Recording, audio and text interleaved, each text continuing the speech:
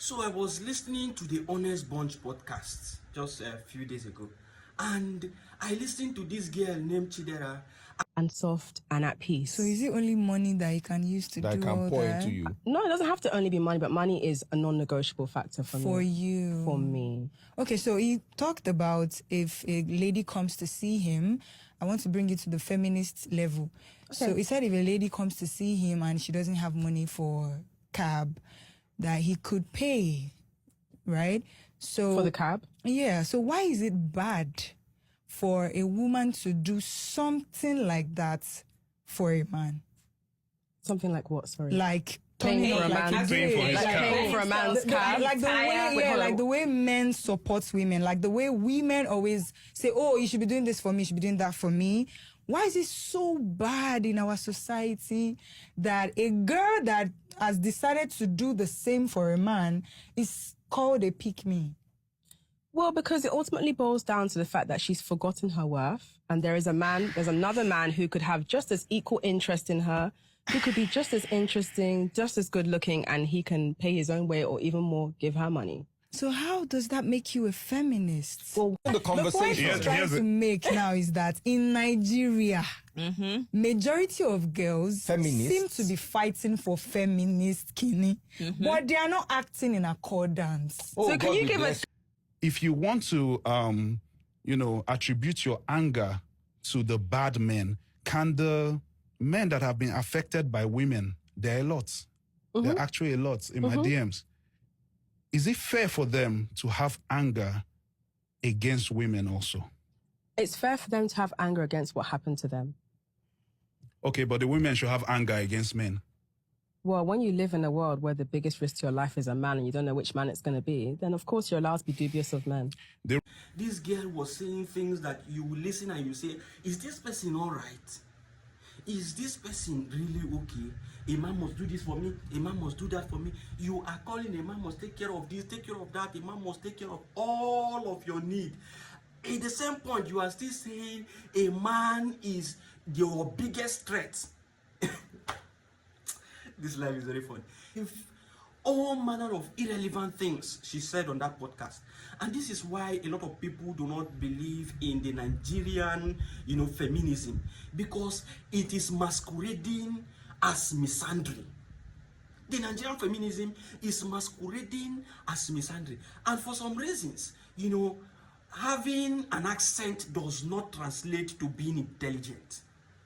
I want some people to understand this, because many of the ladies, because of the accent, we're gonna do this, we're gonna do that, you are already, associating it with, intelligence, which is not so. Anybody can have an accent. Anybody can have an accent. And then this girl, the point where I discovered that, when I see people moving in this direction, moving in a certain direction, I already know that they are coming from a dysfunctional home, a dysfunctional background. I wouldn't say she's coming from a dysfunctional background. I don't know about her background. But then when I see things like this, I always and almost always categorize it as someone coming from a dysfunctional home. And 90 to 95% of the time, it is true. Where you will discover that this girl has nothing to offer was when she said this at the end of the story. Would you pay for a date, even if you were the one that initiated Let me it? answer on her behalf. No. Yeah, No, I have a voice. I'll speak for myself. Yeah, please speak for yourself. No, I wouldn't pay. If you were the one that initiated the date. Usually, so when I've dated guys and I've done that where I've been like, I want to go here, I've seen this new movie out, he's the one that already have booked the tickets and organised it. I don't even have to ask him to pay, he's already done it.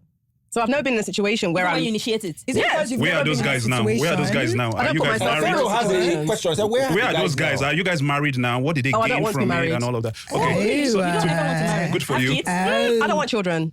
Good for you. You don't want children. You don't carry Hold me on. nowhere, no. Hold on. Man, it's okay This is now. very important. It's This is a very choice. important It's a because, choice, actually. Exactly. many people don't want children. Children are not really important, to be honest. Jesus Christ. I have 7 of them, so Oh my gosh, your children are hearing that. That's why you think that. And yeah. they're The oldest is kids.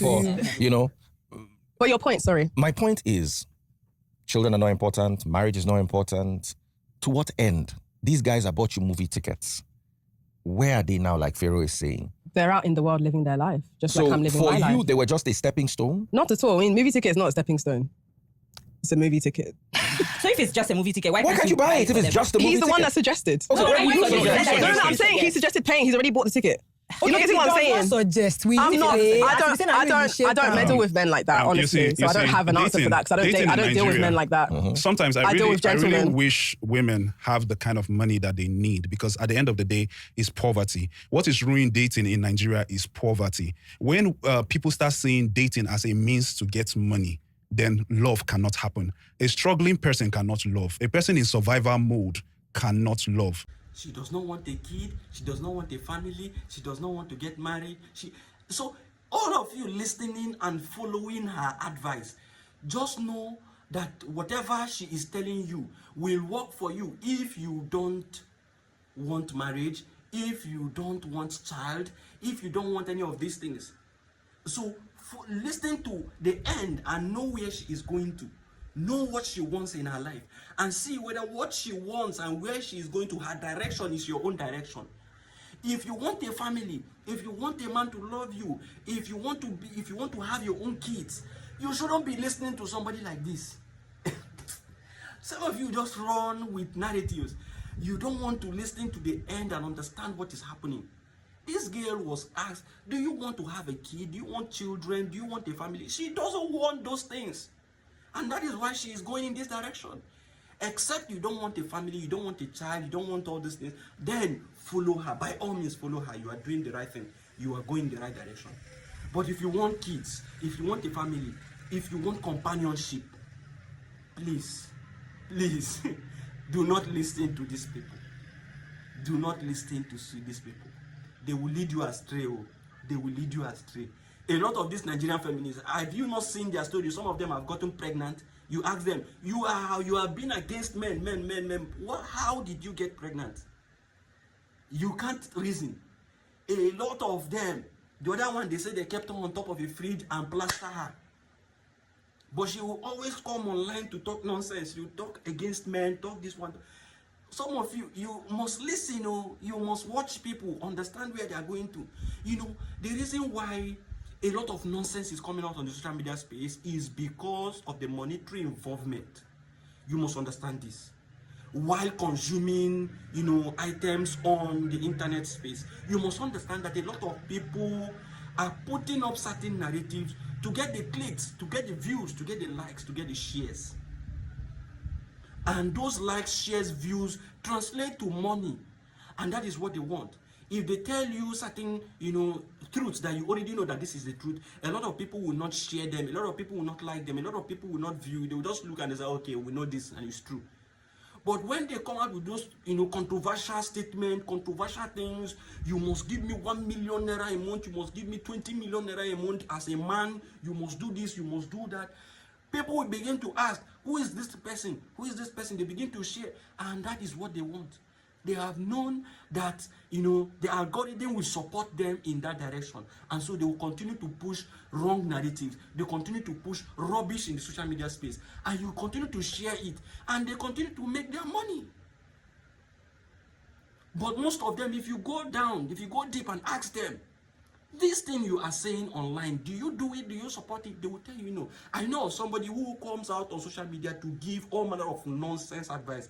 I met the girl one day. I said, young lady, this thing you are posting online, do you practice what you preach? She said, no, she doesn't practice what she preaches. I said, then why are you posting it on social media? So she said, those people who want to consume it should consume it.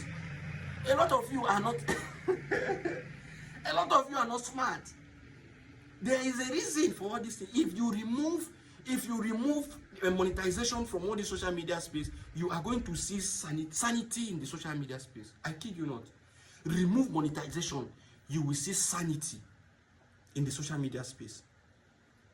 That is that ingredient that causes a lot of problem on the social media space. And you must be intentional about the people you listen to. You must be intentional about the people you listen to. Else, you will go astray. Thank you for watching.